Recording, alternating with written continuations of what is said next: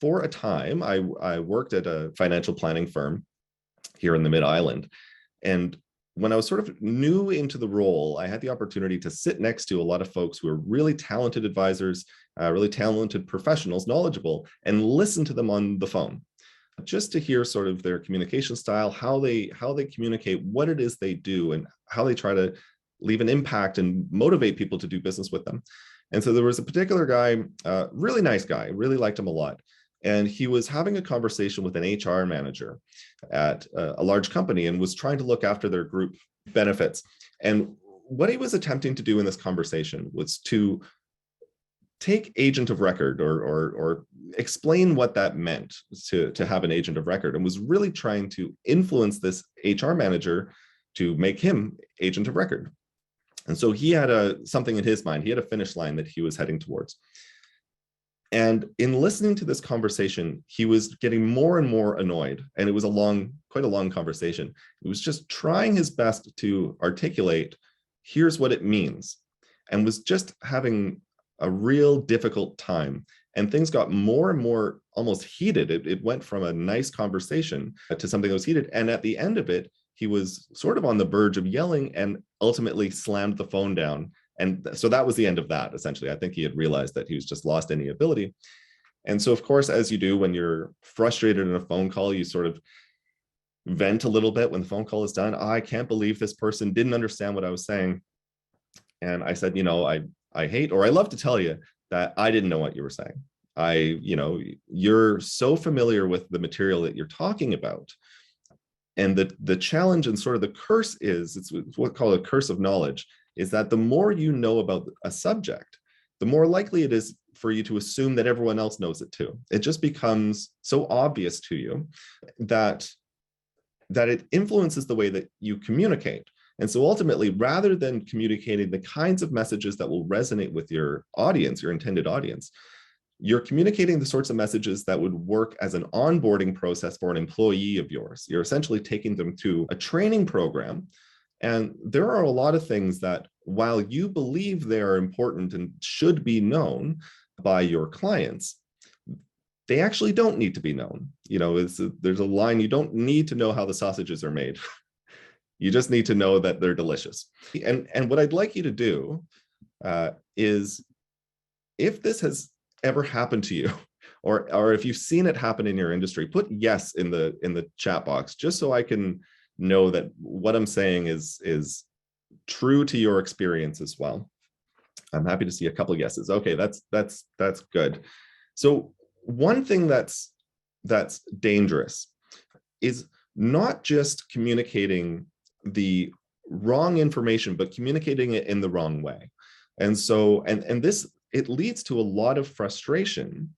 I mean, if you've ever had experience with nurses and doctors, you'll find that some have great bedside manner and others don't. And one thing that someone with poor bedside manner has is a failure to communicate what it is they actually need you to know. That it happens all the time, and it's no coincidence that it is typically the more specialist someone becomes, the less they're able to communicate the basics, because their whole world is in that kind of bubble. Another experience with this, I've been building websites for some time, and prior to entering the financial services industry, I was helping a gentleman build a website for a sailing charter business. And it was a new website. They had one already, but it wasn't converting into business as much as they were hoping. And it became immediately apparent to me why that was when I looked at their existing website. When you went to this sailing charter website, and it was a Vancouver Island-based business, it was about 50 pictures of the same sailboat. It was a single vessel business. It wasn't a huge operation. It was every conceivable angle you can imagine taken of this sailboat. And, a little bit of stuff below it, but for the most part, that was the website. The stuff below it, by the way, were the specs of the sailboat. So, everything that any boater would want to know about the vessel if they were hoping to purchase it. And that's what the website came across as. It looked as though this gentleman was selling his boat. And so really the people he was trying to influence, he wasn't understanding, and I kept my cool on this one, but he wasn't understanding that they are not interested in the same things that a boat captain are, because ultimately that's not why they are booking time to go on a sailing charter. It has very little to do with the boat itself. It has to do with the experience of being on the ocean. That is a completely different value proposition than here's the year that the boat was built, and here's the materials that were used to build it, here's the engine that was swapped out 15 years ago. All of these things that are very relevant to the captain. And we hope as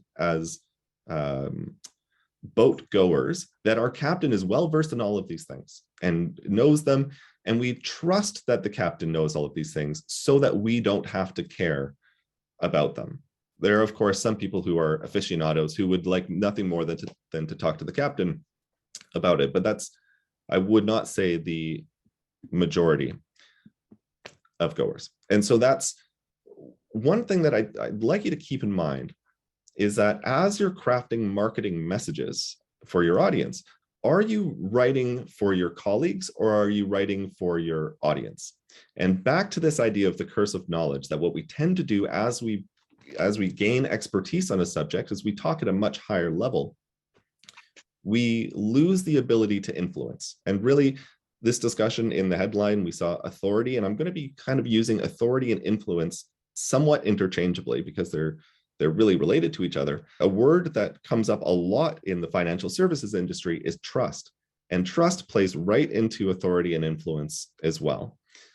One lesson that I took from a fellow named Donald Miller, who has a company called Story Brand out of the Southern United States. He's a brilliant marketer, talking about the curse of knowledge, in that what most people do is when they become aware of the fact that they are talking at too high a level to their customers or their clients, they take what would otherwise be a 10, because you're an expert, you speak at a level 10 of where you are, they'll drop it down to about a 6 or a 7, feeling that that's a generous drop. And really what you ought to be doing is dropping it down to about a 2.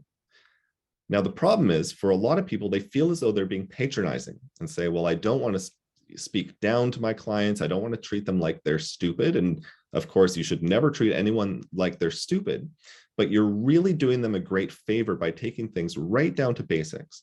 So before you get into something like a investor profile questionnaire to garner what their risk tolerance is, just have a very basic conversation, or if it's not a one-on-one conversation, produce some video or write an article, whatever your communication style is, that really explains what is it you're even talking about. Why is it that we have to discuss risk management and risk tolerance?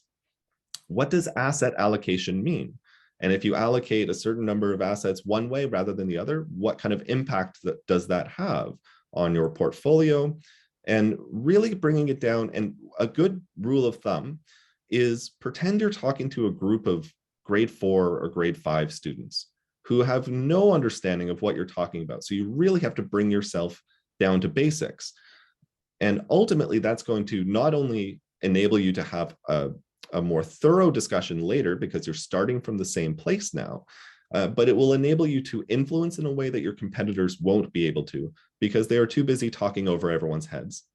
Part of the challenge, and this is actually comes down to a challenge that I have with those investor profile questionnaires, is that often they're brought out too early in the process. And again, this is sort of not the financial services salesperson talking, this is the marketer talking, but marketing and sales go really hand in hand. And what you don't want is for someone to sign a contract with you out of feeling intimidated, and they don't want to feel stupid in the process, because ultimately that's not going to be a great client for you. You want someone to feel empowered with the knowledge to make good decisions and to ring you up, feeling as though they are competent enough in their financial literacy to be able to speak with you.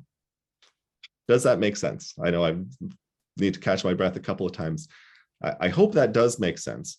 And what you'll find is that the folks who employ that sort of method will have a much easier time influencing the people they want to influence to do the things that they want to do, which is very likely in your case to have them sign up as a client.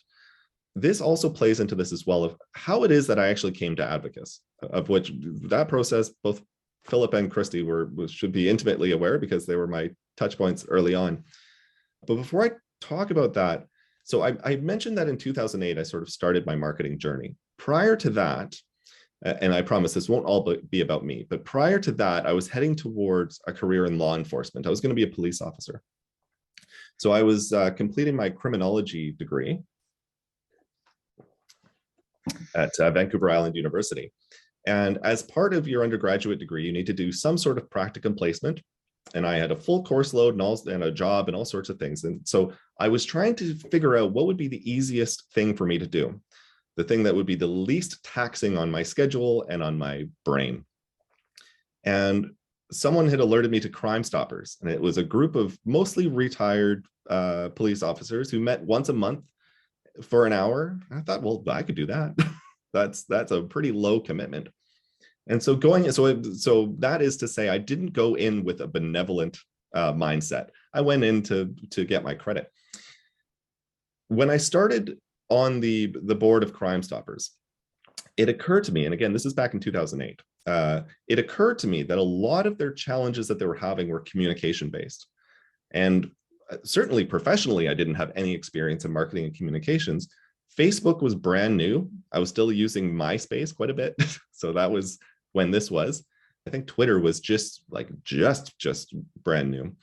And so I gave a little workshop to the board of directors on how they might go about starting a Facebook group and what that might do for them in the long run.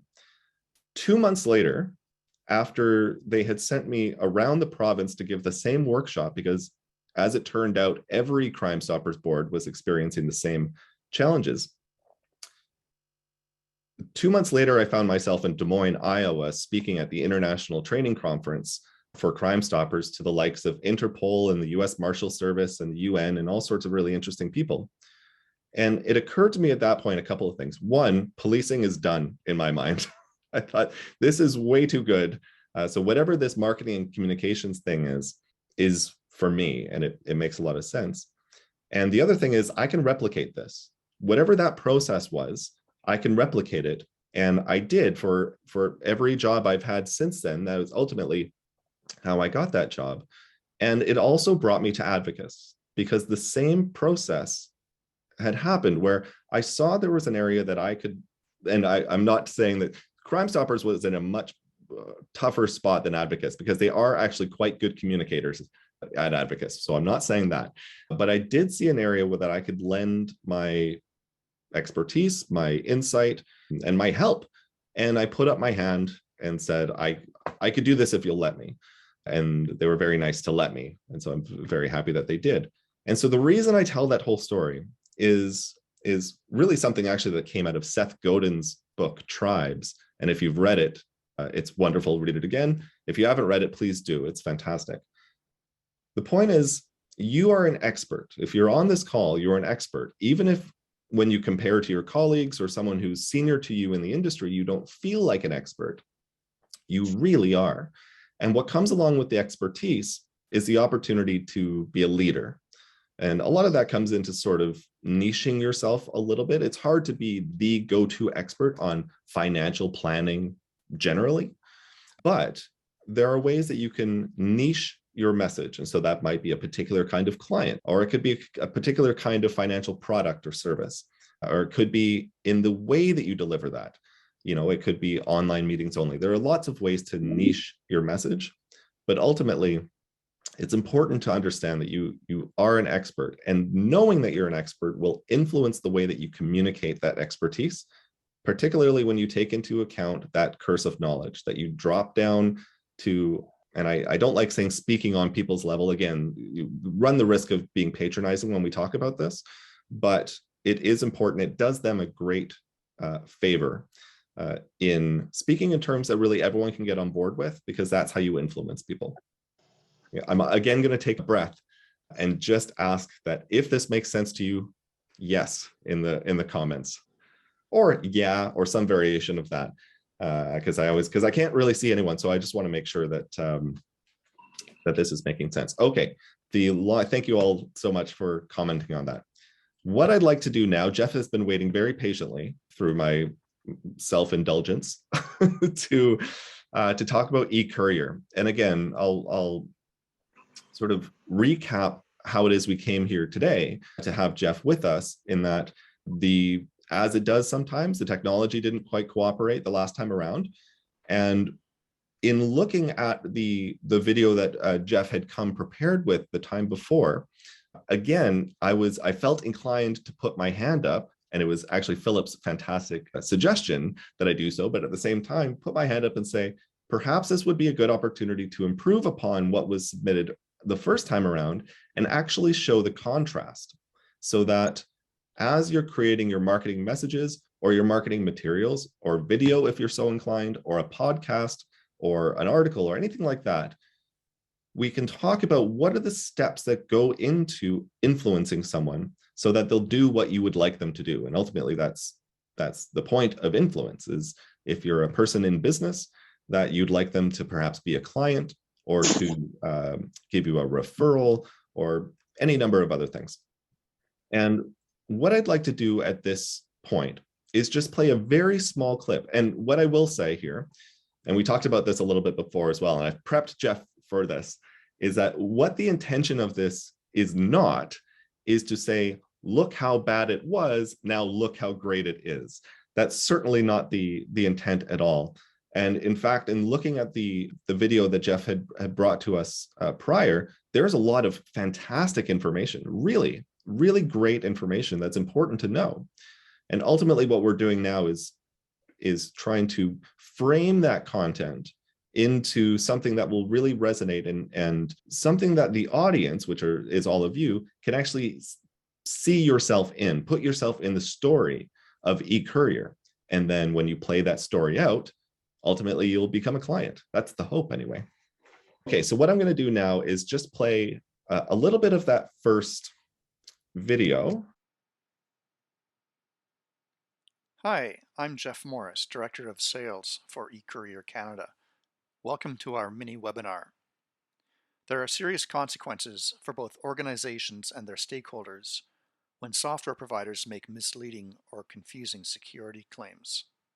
Costly data breaches are on the rise, and the shift to remote work has created urgency for professionals to find secure software solutions to protect sensitive data. The challenge for professionals is that many software providers solicit business by making marketing claims that their solutions are secure or use encryption without accurately qualifying these broad statements. Examples of software providers operating in the cloud include practice management, accounting, document management, file sharing, payroll, healthcare, CRM, client portal, and electronic signature solutions. Unfortunately, the majority of these providers do not specialize in cybersecurity. Instead, they focus on ease of use features, which include sharing data or workflow automation. The provider may not be transparent about the security trade-offs that they have made to prioritize ease of use.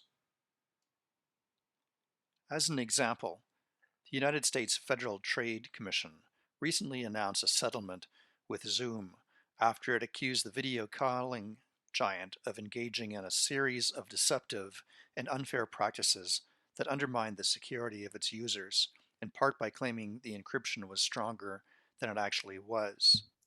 And everyone's back with me now? Can I get a thumbs up? Excellent. Yep. Great. I stopped it there, and believe me, there is, like I said, there's a lot of really good information in there. And the challenge really in presenting expert insight and presenting this material is presenting it in a way that's going to resonate with people who are not also in the same industry. And I see this happening in financial services a lot, is that even something that may be easy to explain, I shouldn't say easy, but like I said before, asset allocation, is that immediately what we try to do is jump to that place where we feel the most expert and talk at that level. It might be as a way to impress. It's actually, most of it is really subconscious. That's our tendency. That's how we like to talk. And the reason we like to talk in that way is because the same reason why we know all of that information, it's interesting to us. There are, when I went through my professional certified marketer exam and sort of studying for that, all I wanted to do was talk to other marketers about how cool all this stuff we're able to do is. But if I were to craft a bunch of messages that essentially come out of the textbook of the professional certified marketer, it would really fall on deaf ears. And I'd be like, come on, guys, why aren't you as excited as I am about this? And so what we're going to do instead is we're going to tell a story. And I actually meant to have a whole bunch of old historic facts and figures, but ultimately, we have been telling stories as a species since hunter-gatherer times around the fire. And all of our stories originate from those campfire settings of storytelling. Because of that really deep wiring in our brains, someone who's able to tell a good story is really able to lead and is given, or people yield authority to someone who's able to tell a story. If you're able to tell a good story that captures a problem or a pain point that your clients are having, that puts you in the position to give the official solution. People will yield that to you. There is a quote, and forgive me for not remembering actually who said it first, because it's been requoted many times.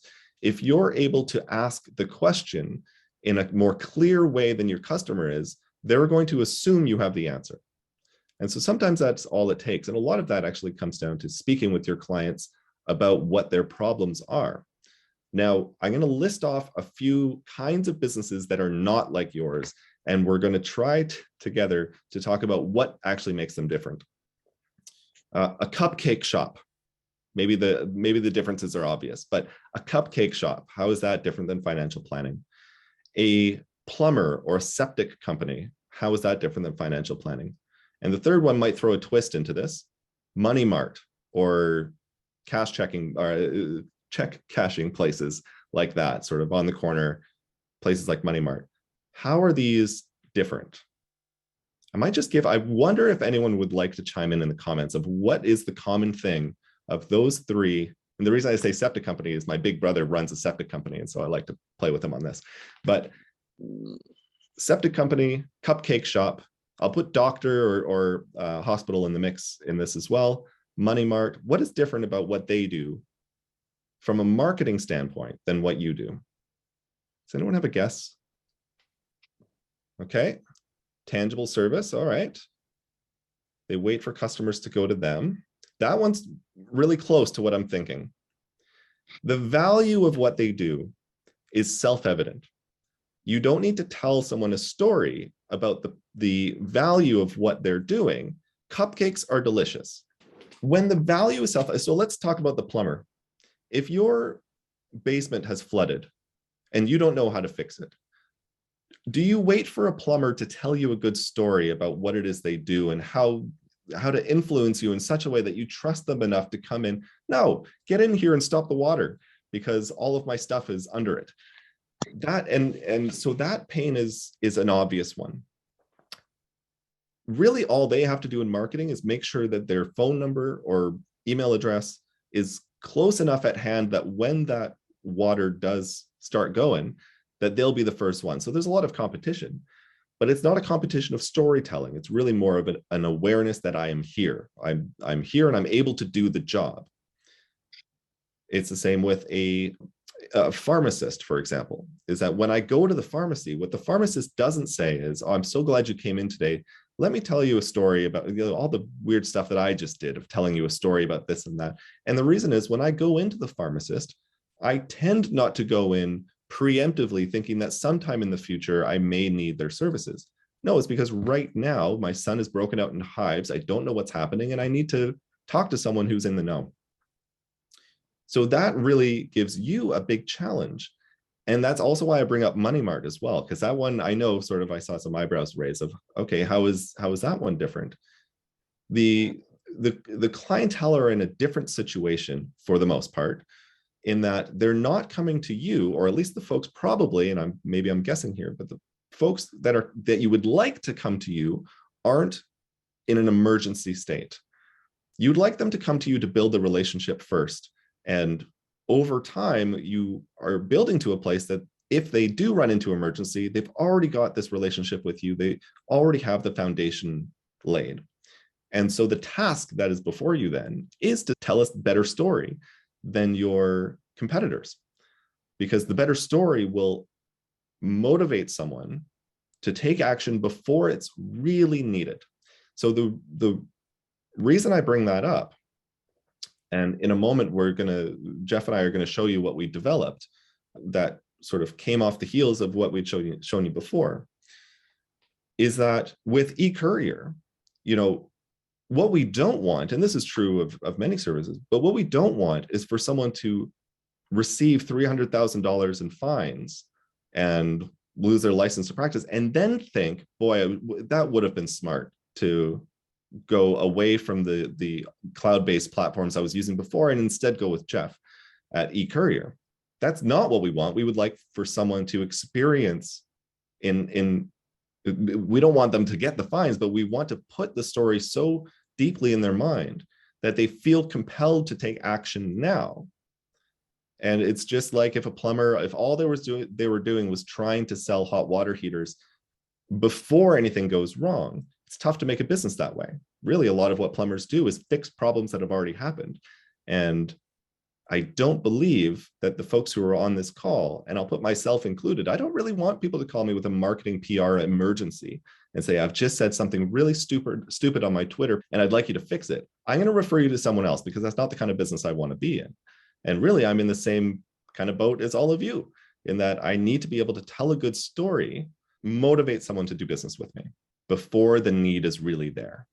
So what I'd like to do is play this video. It's only about 3 minutes long that Jeff and I put together, and hoping that it tackles some of the things that we've been discussing today. And after the video is done, we'll go through sort of the structure of why it's laid out the way that it is, and maybe how you can replicate it in your own business and marketing efforts. So here we go. I'd like you to imagine yourself in the following scenario. It's a cloudy Monday morning. You've gotten your coffee and settled into your desk to quickly check your emails. You open your email, and among the many new messages, an email from your compliance department instantly stops you in your tracks. Subject line: urgent, client information breach, investigation underway, immediate response required. What are you feeling? Take a moment to put yourself there in your mind. Is your heart beating faster? What thoughts are racing through your head? The financial sector experiences the highest number of malicious cyber incidents, privacy incidents, and lost data incidents of any sector. These incidents come often with significant fines, legal consequences, and a grave impact on trust and reputation. But don't panic. I can remove that risk for you right now. My name is Jeff Morris. I'd like to introduce you to eCourier, a Canadian web-based message and file transfer service that is both powerful and seriously secure. Mainstream cloud-based service providers, while claiming to be secure, simply aren't. Services like ShareFile or Adobe prioritize aesthetics over security, putting the needless risk of cyber incidents squarely on you. Very simply, here's how eCourier works and why eCourier is your best option for securely handling private, sensitive information. In your eCourier web service on your phone, tablet, or computer, you create an e-package that contains a message or documents and automatically encrypts them. You send that e-package to a client. The client gets a regular email notification with a link to that package. They click the link, which takes them to their free eCourier guest account. They enter their eCourier password. Now, they read the message and download the files to their device. At any time, The client can also send you an e-package through eCourier. And that's it. eCourier looks like email, but has courier-like features that keep your messages and documents safe. Your clients trust that the messages and documents they send you are protected. I believe you take that duty of care seriously, and so I invite you to try eCourier absolutely free right now.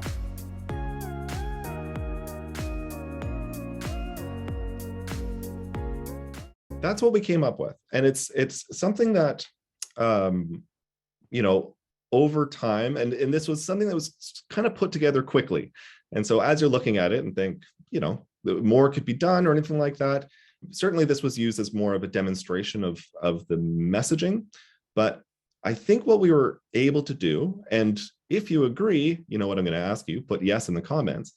What we were trying to do was to have this resonate with the intended audience, which in this case is financial services professionals. You are in a position where you're sending private information, protected information via email or however it is that you do it. And it may not occur to you how much risk you're taking on when submitting documents or sending documents through the channel that you've been using already. And so rather than waiting for something bad to happen, because of course, not only the fines and reputation, but you care about your clients. You don't want their information to be lost in the ether. And so essentially what we were trying to do with that is to start off by telling a story that will resonate with you. And so that's why Jeff started by saying, I'd like you to imagine yourself in the following scenario. So that sort of forces you to sit and think, okay, I do check my emails on a Monday morning. No, I do not want to see an email like that from my compliance department. And sort of asking you to go through that in your mind of what would it be like to receive a client information breach email that sounded as though you were under investigation for your practices. And the reason, again, that you're asked to put yourself there in your mind is that we want you to have a physiological response to the story that you've just heard. In the same way that if you really get into a novel, a fiction, if you really get into it, I'm reading The Hobbit with my 9-year-old son right now, and we've just met Smaug the dragon, and he's into it. And so I know that he's having a physiological response, even though he knows dragons aren't real. He's having that response you want, because then he's in a position to really engage with the material. And so by starting with, here's a story, I'd like you to be the main character in it, if you'll indulge me. And then we can go on to diagnosing the issue. Then we can go on to talking about the Bank of Canada report that says, not only is this happening to you in your mind, but dragons are real. This actually can happen. So listen to the next part, because not only am I going to diagnose, I'm going to provide a very simply laid out solution for you. And that solution is me being Jeff. I have the solution for you. So now that you've experienced what it is I'm talking about, I've talked to you about the fact that this is real. This does happen to people in your industry. It could happen to you. And in fact, there was a wee bit that we cut out of there just to sort of keep it tight on time, but essentially in the script, talking about how there are probably things you've done this week that have put yourself and your clients at unnecessary risk. So that forces you to think, okay, not only could this happen, I may be making it happen right now. Okay, now I'm in a position where my basement is flooding, right? Now I need this plumber. It didn't seem like I did, but you, the person in a position to tell this story, have convinced me that my basement might as well be flooding. So I need your expertise. So yeah, laying out a simple process for solving the problem, or hiring you to solve the problem. And that's ultimately what you'd like to do. And you can do that. Again, this is a process that you can replicate. You can, this one in particular was for financial services, but this could very easily be made for the healthcare sector. We could remake it into something. And in fact, we probably wouldn't have to remake it too much. Other than that Bank of Canada report, finding some sort of information about the healthcare sector and why it is that loss of privacy is so detrimental to their vulnerable clients and patients. So there's always that work that can be done to make it resonate. but it's such an important step if you would like for your marketing to have the effect that you would like it to have. Beyond all of that, that really is the foundation, because beyond all of that, we can talk about how to use LinkedIn, how to use your YouTube channel, how to start a podcast, any of those things. But until you understand that framing your marketing messaging in a way that will resonate with your intended end audience, until you understand that and how important it is, your LinkedIn page isn't going to be very effective. Your website's not going to be very effective. You sort of need those pieces first. And that is actually about all the time that I was going to talk about that today. So it brings us up about 10 minutes to the hour. Now I would welcome any questions or thoughts, or I might actually ask Jeff, just for a moment, how you found. I was going to ask how the process was. How did you find the process of going from sort of an information only or an informational to this more storytelling approach? Yeah, the process, I think, was really, it was enlightening. Certainly a PowerPoint presentation is old school. You're throwing out oodles of facts and figures and bullet points.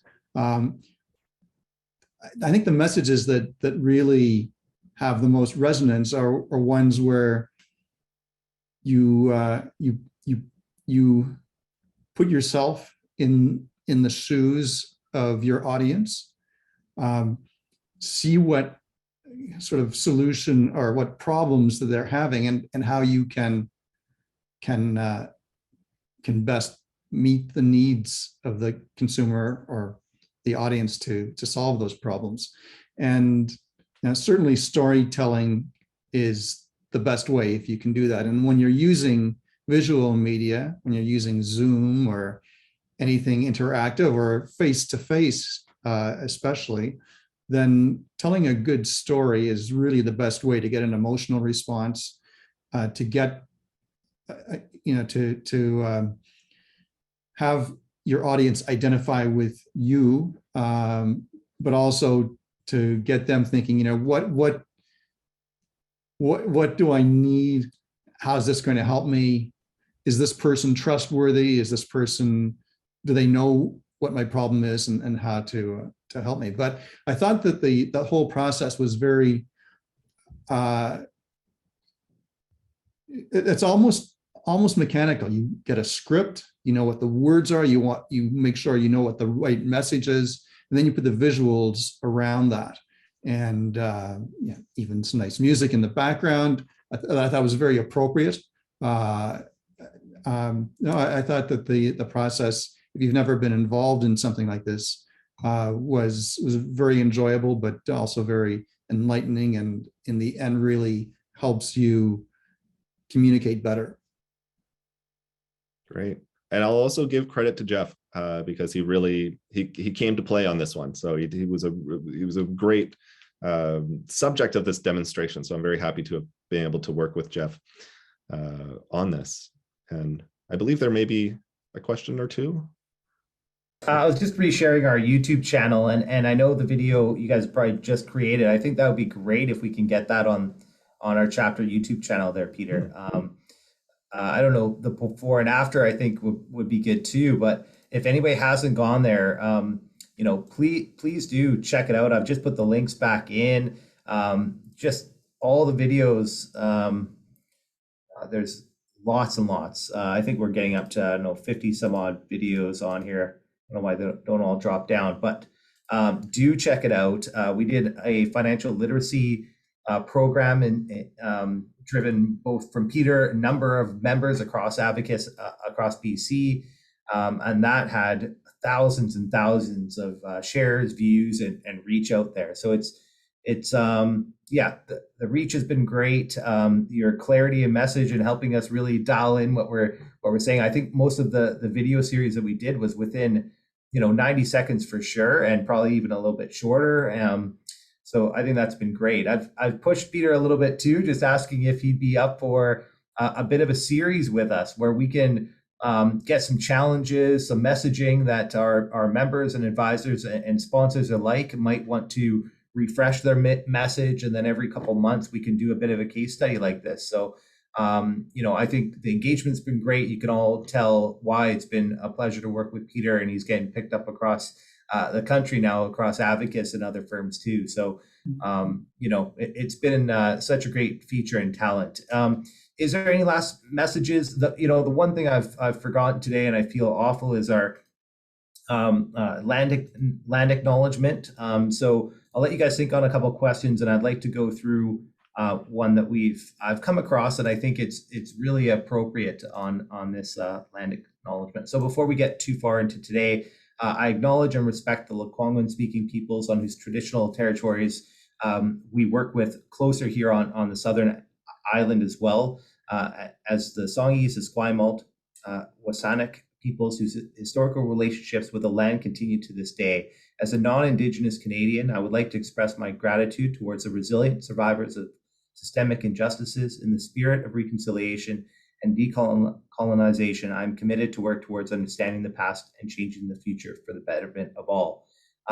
Sorry, just to add that really quick, we had a commitment from our first national event. We did it across BC only, but it was the first one that any chapters have done across Canada through Advocates. Was our Indigenous and First Nations Awareness Summit that happened last year. So we committed to doing our land acknowledgement. I want to make sure that we got to that point there. So back to our questions. I'll mention as well that today I'm joining you from the Snuneymuxw First Nations territory in Nanaimo. So great to be here. Great enunciation on that too. Thank you. Sorry, I think we have a question from Lori, but I don't. Didn't ask my question. Hi. Yes, please. Sorry. Hi. Okay. Thank you, Peter. I noticed that as part of the revision that you actually had a video of Jeff. I like that because for me it adds a personal touch. Do you have any stats about like actually adding a video of you with your marketing or some personalization? I don't have stats with me. That's a great suggestion for me to have brought with me. I can say anecdotally that it absolutely has an impact because ultimately, really what you're trying to do, have you ever had the experience, and real estate is actually kind of famous for this, where you see the same real estate advertisements, like the same person over and over again. You see little maybe YouTube ads or even bus bench ads or anything like that. And you sort of see them a lot. I was at a baby shower once, and the person I'd never met, but she was there, and I went up and said, "Hey, how's it going?" And she said, "Oh, hello." And then it occurred to me, "Oh, we've never met before. I just am so familiar with you because I've seen your videos. They come up all the time. I see your billboard on the way to work, and you're so familiar to me now that I feel like we're friends. I feel like we know each other." And so that's impossible to do when someone hasn't seen your face. Now, some folks have success with a podcast, but really the ones who have a lot of success with the podcast also have video content to go along with it, so that as you're listening, you can imagine them talking, like you can imagine their face as they're talking. And so, yes, I will gather up those statistics. Actually, it'll be a good thing for me to have in my arsenal. But I always suggest, anyone certainly in the Vancouver Island Advocates family knows how much I favor the use of video, and particularly putting your face on video. It gives people a sense for your rhythm. It'll make, and this is another thing as well, actually, when I started in financial services, one of the challenges that folks were having was not converting prospects to clients once they've got them in their office. The challenge was people kept canceling appointments. And so they'd book all these appointments and they'd have a great marketing funnel, and then their appointments wouldn't show up. So the prospects wouldn't show up. And I'd tease them and say, well, you need to update your conversion rate, because right now you've got it set way too high because you're only counting the people that actually make it into the building. If they don't make it into the building, if you factor those in, your conversion rate is really low. And we need to factor those in because there is a reason they're not showing up. And the reason they're not showing up is a high perceived level of risk because they don't know who you are and it feels like a trap. They've never been in to see you before. They don't get a sense for you. They don't know your tone, your rhythm, your communication style. Whereas if you put yourself on video and get your voice out there, and Jeff will talk about this as well, that it forces you as well to know how it is you're relating on video. When do you lean in and when do you lean back? What words do you put an emphasis on? Like these all contribute to how quickly someone's going to feel like they know you well enough to come up to you at a baby shower and say hello.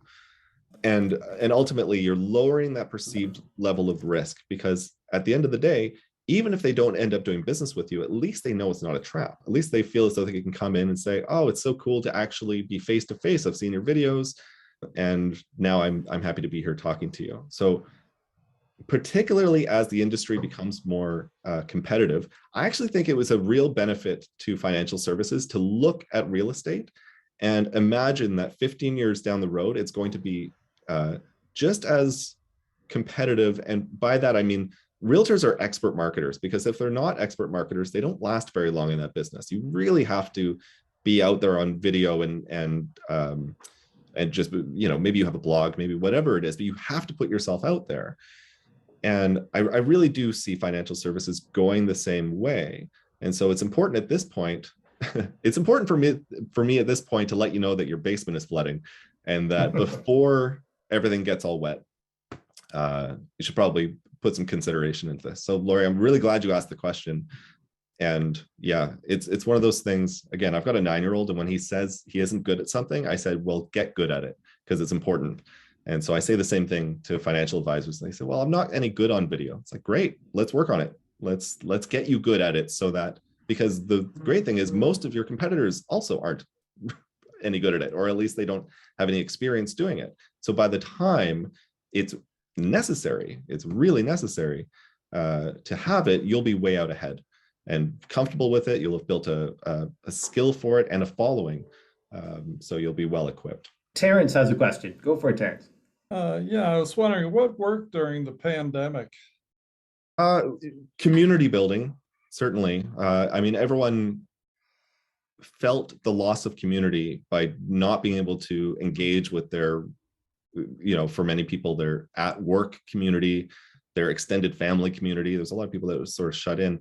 And so the folks who are able to, let's say, start an exclusive mastermind program that was, you know, we're just going to make this mastermind program. It'll give us an opportunity to get together as well as we could. So virtually get together, but it gave a consistency to, okay, I know these people now, and it fills that human need that we have. We are social creatures.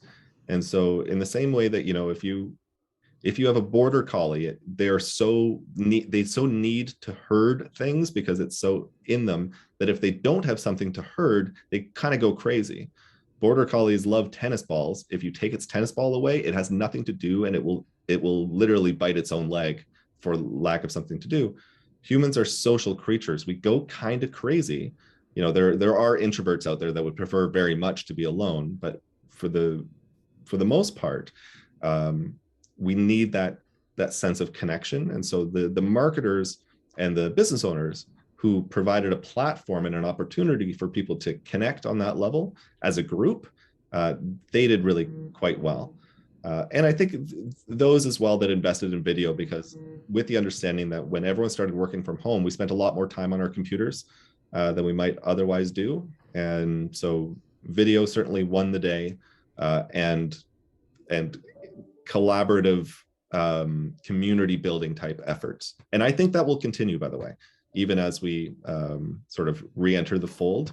I think there were things that were changed for the better and for good as a result of the pandemic. That pandemic impacted marketing like crazy. Great questions. We're going to have to start cutting things off. But Peter, Jeff, thank you for your support. Jeff, like all of our other sponsors, we can't do these events without you going forward. As Peter has mentioned, between the community building, we are now partnered just because of COVID with the other BC chapters. That didn't happen before, so we were able to stay connected. You know, connecting to people how they want to be connected. That's what I've learned so much from you, Peter. That messaging, relate more to who you're talking to, and you know, you've pushed me out of my comfort zone on the video side, and I know, you know, the 50 other people you've worked on with directly through through advocates. So thanks so much, both of you, going through this journey, being part of this. The before and after, I think, was a great effect, and we'll share more as we go. Thank you all. Have a great day, and